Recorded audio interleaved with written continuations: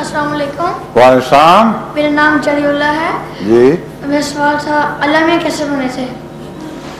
अल्लाह मियाँ के मुतल्लिक ये सवाल लोग उठाते हैं, इसमें हंसने की बात नहीं है।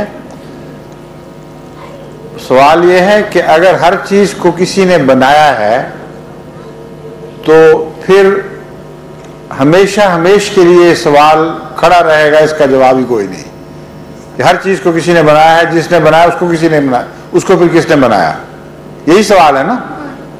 तो हम ये नहीं कहते कि हर चीज को किसी ने बनाया है, कोई ये नहीं कहता, ये नामुमकिन है कि हर चीज को किसी ने बनाया हो।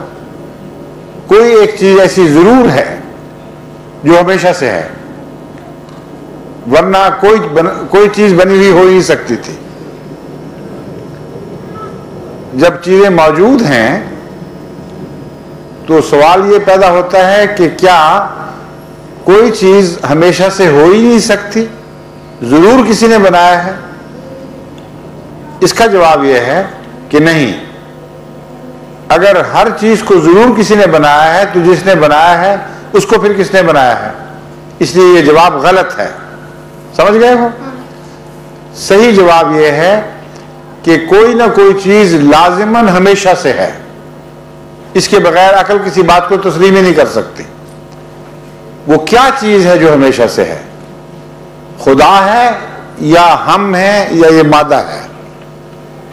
जब ये मुकाबला करें तो पता चलता है कि ये जो दुनिया हम देख रहे हैं तो खुद तब्दील हो रही है।